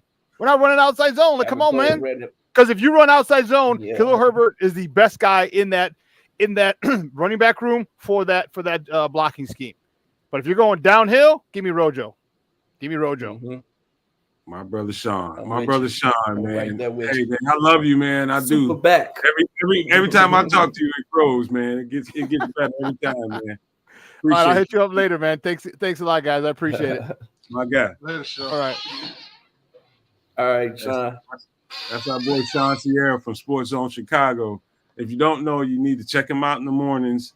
He does shows in the morning. So about 9, I think 10 o'clock our time, 10 o'clock Central is when you want to start checking him out, man. The dude, he goes in, man. His production is A1, and he's just he went to school for broadcasting, so he actually knows what he's doing, man, and knows how to present. He was on tonight, man, because he wanted to come in here hot, and he did. And so I do respect my brother Sean, and thank you guys for giving him the space to do what he did. Yeah, I love having Sean on, man. Since we got into has a running really backs good a bit, perspective. I was just saying, since we Let's got go. into running backs a bit, you think we're gonna see Dr. Foreman back this week? Yeah. What do you guys think? I think so. I think so. I think Dante Foreman may have had an injury or illness or something like that, man. I don't think they're giving up on Dante Foreman at all. I think the question is, are we going to see Khalil Herbert, man, just because of his pass blocking skills? It just have not been up to par, dog. And we cannot risk Justin Fields, put him at any more risk than he's going to put himself at, by allowing him to be hit on his blind side, because Khalil Herbert whiffs on an easy block, just beating the linebacker in the hole and just slowing this guy down and allowing Justin enough time to get a pass off, man. So that's what I'm afraid of with Khalil Herbert. Like Sean said, I think that if we are running that outside zone scheme, Khalil Herbert is going to get you five yards a pop off that easily, and he's going to hit a home run at on every 10 carry. So let's get back to stuff that makes sense and allow guys to be successful in what they've been successful at, is what I want to say. Play to guys' strengths, man, and that's where I want to go with this right now. Like, I see a lot of us trying to fit guys into what Getsy wants to do. Khalil Herbert is an outside zone freak. We haven't seen the outside zone. He's trying to run Khalil Herbert up the middle, in between the tackles. That's not his game. Why are we asking him to do that? Chase Claypool has shown us that he can't block on the perimeter. Like, he can't set an edge, man. He can't block these big guys. I don't know if it's, he gives it a try, man, but he's not willing to do it. Even if it's just that he's not willing to do it, I'm not going to keep asking him to do it, because it's going to kill the play every time. Let's stop doing that. Let's do what Chase Claypool is good at and, run him down the field and use that speed and use this big body. Like, man, Rojo's good at hitting in the power game. He breaks a big run, we take him out of the game. Like, come on, guys. Let's do what people are good. I think Dante Foreman is the back that's, a little versatile. I think he can run power, and I think he can also run that outside zone scheme. But I'm just of the belief that, we should be doing or accentuating guys' talents and what they're good at as opposed to, putting guys in position where they're not likely going to succeed. That's with Chase Claypool and the blocking. That's with Khalil Herbert and running him up the gut. Like, that's not what he does. So let's just stop asking him to do that. Why don't we just do what he's good at and, and swap him out for someone who is good at it when we want to run up the gut and, play that type of game, guys. Like, is that not driving you all crazy when it comes to this offense? That's my biggest gripe with Getsy right now. I hear what you're saying, and then I think about just trickery, right? So when it comes to Claypool, you immediately think, all right, they can just replace him with ESB to block. But now ESB's on the field. He's been a healthy scratch for a couple of weeks. ESB's on the field. They probably blocking in some capacity over there. You know what I mean? And it's all the more reason for them to want that capability accentuated with Chase, is right. If you can do the blocking too, we don't have to switch. They ain't gonna know. They're not gonna know what we're gonna do to play on play. But if you switch the personnel, it kind of tips your hat. It's a tough one. It's a bit of a tough situation. I see what they're trying to do. And I applaud them for trying to get the most out of Chase, but I'm not sure if he has the, I don't think he wants to block is the best thing I can say about it. I would say he wants to block the entire game, man. I don't think he wants to block time after time, 3 times in a row. Like I wouldn't want to block 3 times in a row as a wide receiver and not block defensive linemen and linebackers. I can block a corner or a safety, but he's being asked to block defensive linemen and linebackers, man. Like he shouldn't be asked to do that. They're gonna get him hurt. That's what I'm saying. And if ESB is not gonna be active on game days, then why did we keep him? And this is what I said when we kept him on the roster. Like if he's not gonna, when we put him in, yeah, we know that he's gonna be blocking. But if we're not gonna put him in and we're gonna be running these screen themed game plans, then why is he still on the roster? Why is he holding his roster spot? I'll tell you, Samo, I saw something during the game that I don't know that everybody, if you saw this in the comment section, tell me if you saw it, say, put a Y up.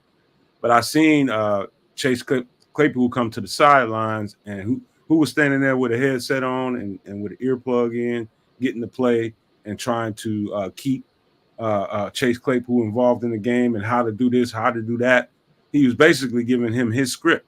He was basically over there telling, hey, man, on this play, you got to make sure you do this. Seal over here. And I'm just guessing what he was telling Chase Claypool, but I seen him intimately involved in the play calling scheme and keeping Chase Claypool involved and trying to basically kind of encourage him and kind of pump him up and keep him involved into the scheme. And so what I thought that was very encouraging, because maybe Chase Claypool needed that. Someone that'll really build him up and keep him involved and keep him engaged, even when the ball wasn't coming to him.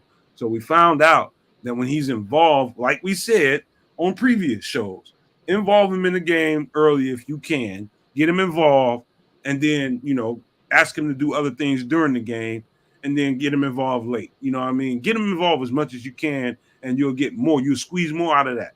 You'll squeeze more out of that by providing honey versus vinegar. You can't go out there and have a whole game plan design and not throw him the damn ball.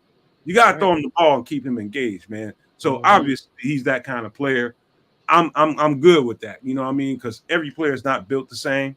Every player is not, okay, I'm a block 3.5 whole quarters, and then hopefully I'll get the ball in the fourth quarter. Everybody's not built like that. Like, dude, I'm a stud receiver. Man, throw me the damn ball. He's keeping his mouth closed. He's not on social media. He's not complaining about nothing. He's out there doing what they're asking him to do. So take your hat off to that at least. You know what I mean? So Chase Claypool, I'm good with that, man. If they're asking him to block a little bit, that's just the game plan. Just make sure you get him involved at certain points in the game and make sure he's noticed. And I think that's all he needs. Get him involved early at that, man. Don't wait until the third quarter after having him block the entire game to even throw him a pass, man. Get that dude involved early on a slant or something and allow him to use his big body, on some of those third and shorts, 3rd and 5, like those, gimme plays. Like we don't have that in our offense incorporated right now. So I think that's where we need to evolve into, as opposed to these bubble screen, jet screens that we keep trying to run. There's more than one way to get the ball into your playmaker's hands quickly. I think Getsy is getting hung up on it being a screen game when he can, hit guys on quick crossers, and things like that, as opposed to, always moving these offensive linemen out and trying to, create this what do you call it? These open lanes for these runners with these offensive linemen. Yeah. Go ahead, Kev. Yeah, just checking out the chat. What's up to all you guys in the chat? No Maniacs, good old J2K, Cornelius Squalls, James Hunter. I was just looking to see if Darnell Mooney actually practiced today. It doesn't look like he practiced. He was limited practice, I think. So hopefully he's involved on the weekend here. Hopefully he plays on Sunday. Hopefully it's not a big deal. I was just looking at the chat and I think James Hunter mentioned that Darnell might be out, and it might be Might mean more targets for Chase, which would be an interesting thing. To summarize what both you guys are saying, really, the offense needs to get into some sort of rhythm. All of those receivers, tight ends included, need to they need to touch the ball. They need to be involved and feel involved, and that will help energize the team. Now, the biggest question come out of yesterday's presser with Justin was what does like playing free, what does Justin Fields playing free look like? And I want to see what that looks like, because I hope Justin Fields playing free allows him to incorporate the weapons that were brought in for him this season. That's what I really hope. I know we all talk about the legs. We can rush. I hope he can incorporate those other guys too. That's exactly what I think is going to happen. I think you're going to see a whole lot more mobile Justin, a whole lot more scramble drill Justin, where guys is running. Like, say for instance, he breaks out right, and he's got a receiver dragging to his left, from the left to right rather. So he's lined up. So the receiver is lined up on the left side, and he's dragging across the middle, and Justin is breaking out right. So you seeing as I'm saying this, Justin is breaking out of the pocket going right. So that receiver has to know that when he sees that, he knows he's in the scramble drill. So automatically start getting deep, breaking deep, putting your hands up, make sure I can see you. Boom, I'm gonna hit you. That's Chase Claypool. That's DJ Moore. That's everybody. Any one of those guys can be that guy, and you're gonna see a whole bunch of that, I think. And I think Justin is gonna be more explosive in that way. Hopefully, I don't know if Mooney said he had a knee contusion. And I think if it's a knee contusion, he had a knot there. I don't know that they can get that right by Sunday. That probably means St. Brown is going to probably play. If you see Mooney have a full practice tomorrow, some kind of way, if he has a full practice tomorrow, I think he'll play. But I think they over Scott and Velas. You don't think Scott and Velas? Tyler Scott is also still playing. Velas and Tyler. We gotta have to get that rookie going. Yeah. We have to get him going, man. We got too many weapons. We have too many weapons available to us, man, that Luke Getsy has not used, man, in the first two games. So because Justin is playing so damn robotic, man. He's playing so robotic, mechanical. But I know what you're saying. I know what you're about to say, kids. You don't want to blame it on Luke, but look at the beginning of that game. Look at the game plan in the beginning of that game. The beginning of that game, we came out firing, and Justin hit every open target, right? But then what happened after that? What happened the next series? He reverted back to this conservative game plan where now I want to just roll these screens. I want to throw these screens and, try to just dink and dunk as opposed to, getting vertical. Justin likes playing the vertical game, and he'll look down. He wants to look the top down. That's just how he's built. From you've seen it in Ohio State. He looks from the top down. He's looking for the big play every time. And I think that's really what his problem is right now. I think in that system that they want him to play in, he's looking for the big play. That's why he's looking to the right at Mooney, trying to wait for Mooney to get open, because he's like, I know Mooney can beat this dude one-on-one. I'm going to give him another tick of a second and allow him to shake free, and then I'm going to hit him because I know that's a big play. That's a touchdown if he shakes open. And then by the time he looks away from it, it's too late, and the rush is coming in on him.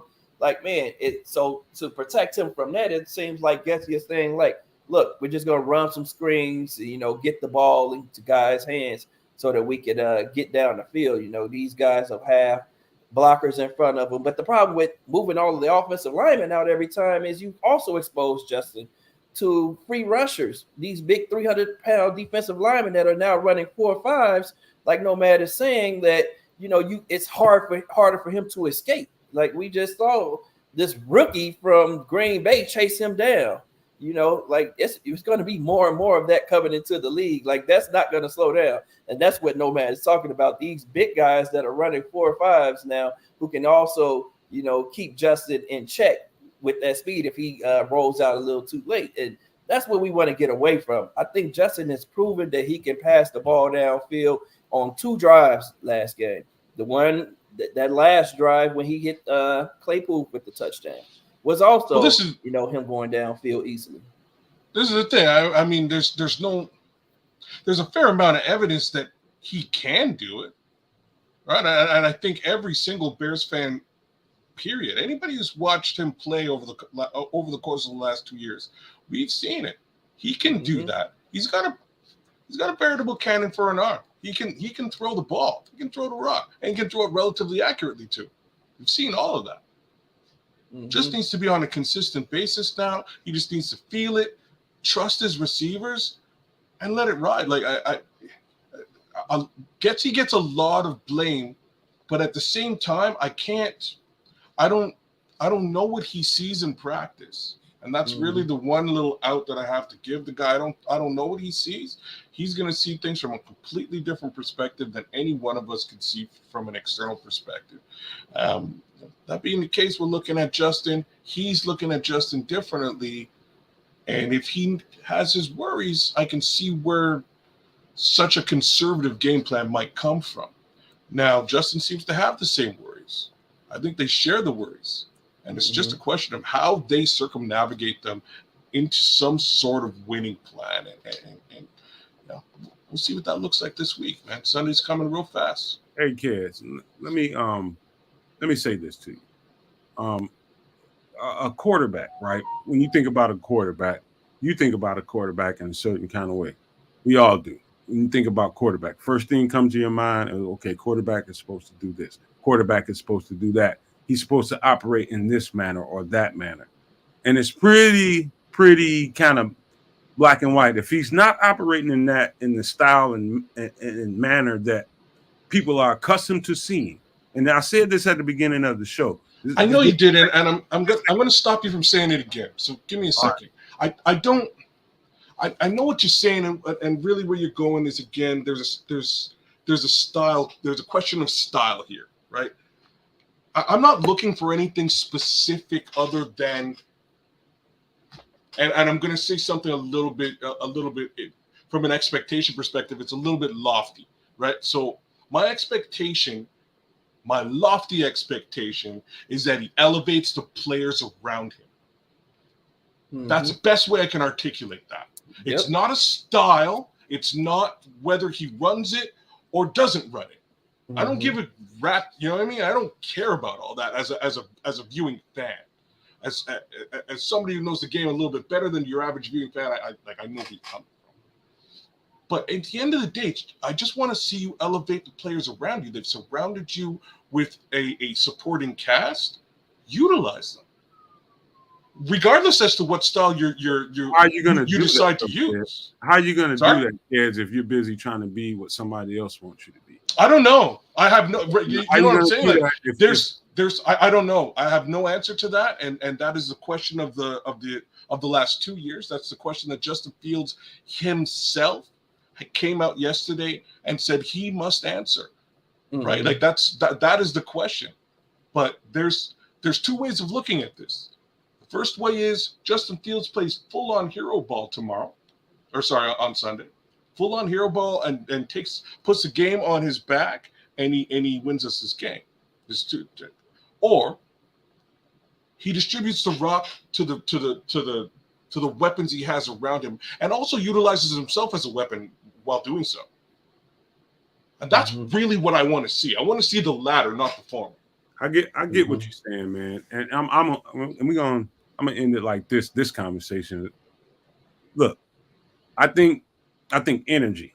I think energy is the most important thing. I mean, I ain't talking about just football in our lives, man. In our lives, man. How you acknowledge energy. So just put it this way: if I'm sitting back here trying to be Sammo, and I know I'm Nomad, I'm trying my best to be Sammo, but I'm coming up short time and time again, man. I'm trying my behind off trying to be Sammo, but I'm coming up short. I'm seeing little sparks. I'm getting close to Sammo. I got his beard, got his haircut, got everything going on, but I'm not performing like Sammo. Why? It's because I ain't Sammo. I'm not gonna be the person that you think I am or you want me to be. I'm gonna be me. And if that doesn't jibe with who you think I should be as far as your offensive concepts are concerned, let me do it the way I see it should be done. And let my energy feed these guys that you're talking about, that you want to see them involved in the game. He went and got them weapons, get them involved. This is how we do it. Let my energy, and if I got to move around the pocket and it not look like the way you want it to be, then let me move around the pocket and not be looking the way you want it to be. But these guys, when I get them the ball and they're gonna feel that energy, I'm transferring it to them because I'm gonna match them. So what I see versus what your average person is probably seeing is that guy is gonna move around and not be beholden to whatever the hell they got in their minds about what they think Justin should be and what the fan base thinks Justin should be. Justin knows who he is. I can see who he is. And part of that is just being, you know what, I'm not even going to think about it. I'm just going to go out here and go make plays, whether it's with my legs or whether it's with my arms. I got both of them. I will strike you and hit you with both of them. And so that's all I care about. Whoever gets that ball is beyond me. Whether it's Mooney, whether it's Claypool, whether it's DJ Moore, I don't care. Get the ball to them when you can. Run the ball while you're at it, but get the ball to them. And that's all that matters. How he does it, I don't give a damn. I don't give a damn. And the coach, if he wants to be a good coach, he's going to get to that point in that place in his career to realize that he's not Aaron Rodgers. All this stuff you got drawn up and trying to mimic what Aaron Rodgers did, he ain't that. He ain't that. When he comes to that realization, then I think Gessie can be a good coach. But as of right now, based on what we know and what we have seen thus far, he does not appear to be the kind of offensive coordinator that can help facilitate Justin being who he is. And that's all I got to say about that. He is not the right guy until he proves me wrong.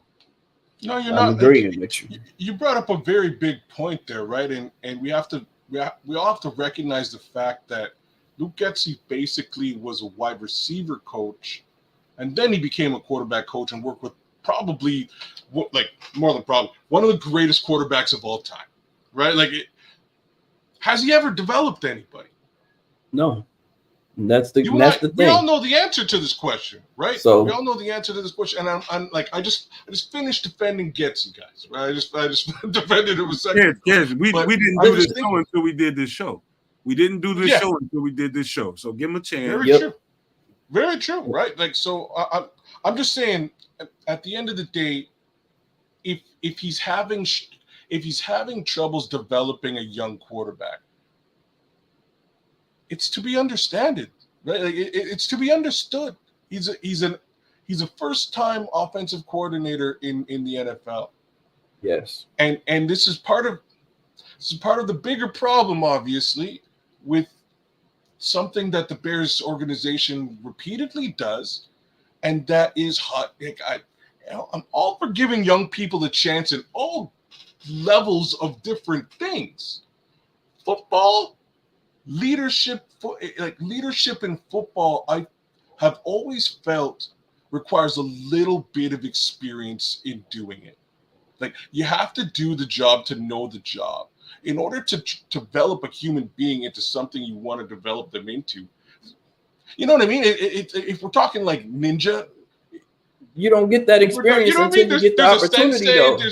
There's a sensei, there's a master if you're a ninja or in karate or whatever. I'm just saying there's always some sort of guy who's done it and can show you the path. It's unfortunate that, again, we're in a situation where a bunch of guys who've never done it before. Love them, give them all the opportunity in the world to do it, and I hope the best for them. But this organization, I don't like that. There should be some veteranship in the leadership group, and maybe that's Kevin Warren. But I think football leadership, I think there should, Lovie Smith, bro, I'm kind of speaking your name right now without speaking your name. I think there should be some level of veteranship in that group. Off my sailor. So you partially want to take and use history as a reference as to why we're not good, and I don't think in that moment. Yeah. No. I'm just saying that. I'm just saying it helps.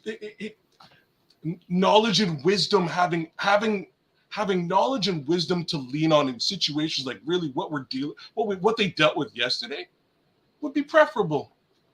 As simply put as that, it would be beneficial to, hey, this happened a little while ago. Rod Marinelli, if Rod Marinelli was in the, hey, you know what? This is how we circumnavigated this situation. They don't have that in the building. I agree with you, kids. Experience is the best teacher, but you don't get that experience until you get those opportunities. grow it. At some point, you know, you have to get that opportunity and grow into that. And I do think the Bears kind of erred in hiring Getsy because he had proved that he was a quarterback developer.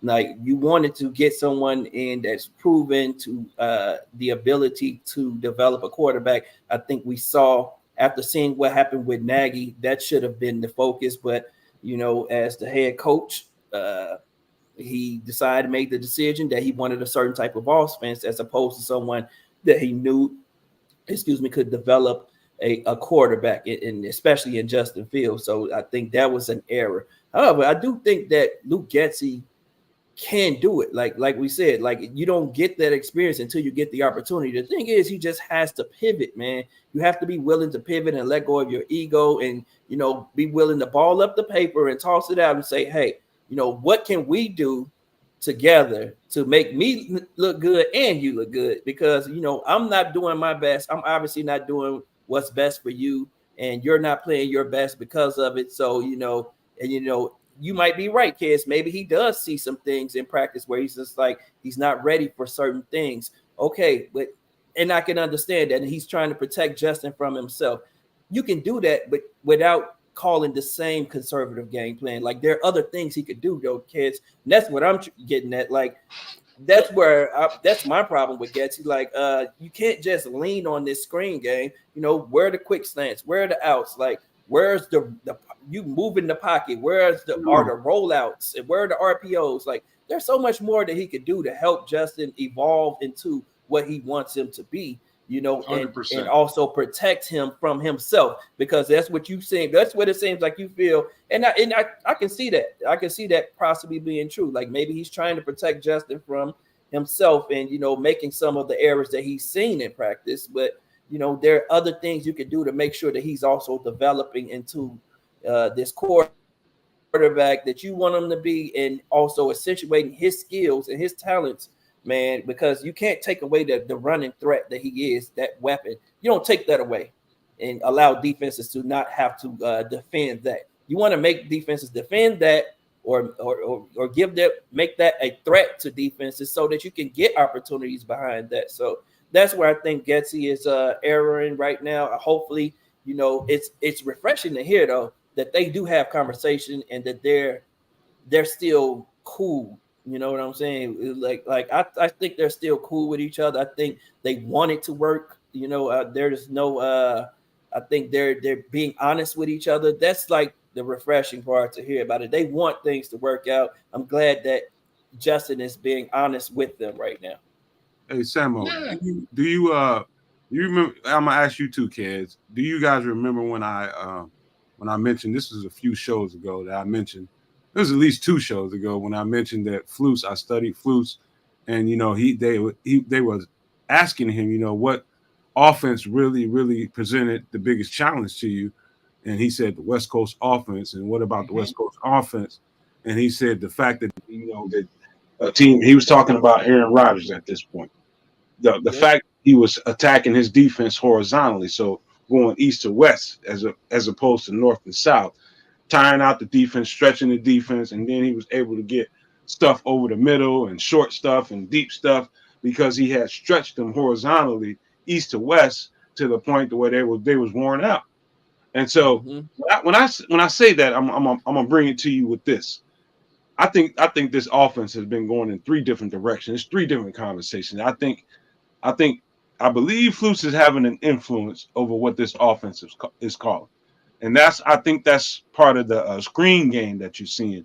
He's trying to do to defenses what was done to him as a defensive coordinator. He's trying to get that out of the offense so that they have some kind of advantage. I think he's doing it for a noble reason.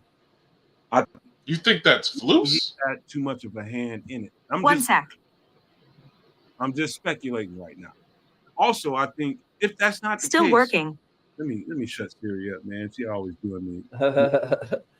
But we haven't seen that. That's what we haven't seen, though. We haven't seen them play that horizontal game. That's what we're asking for.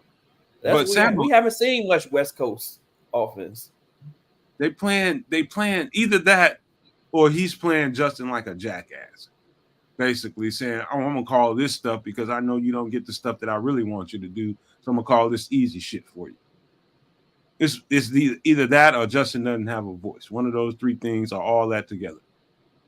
You know what? I honestly just feel like it's just Getty is inexperienced. I think KS just hit the nail on the head. I think his inexperience, he just doesn't know what to do right now. I think he thought that it was a good game plan.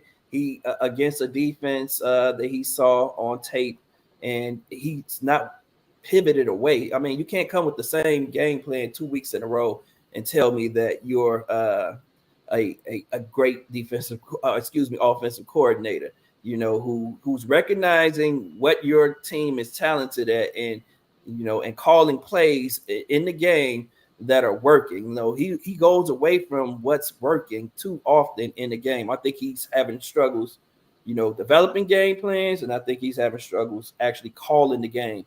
Allowing one play to set up another play, and putting that rhythm of plays together. Now he does it at the beginning of the game because those first few plays, bro. Right?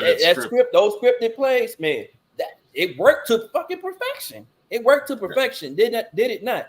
So why not stick to something like that? Stick to something like that. Now you're getting into situational football, right? It's just a different. Once that script is done and you run it down the line, where do you go from there? It's a different situation. Yeah, that takes being a dynamic offensive coordinator. That's really what the next step takes. Maybe he's not. There's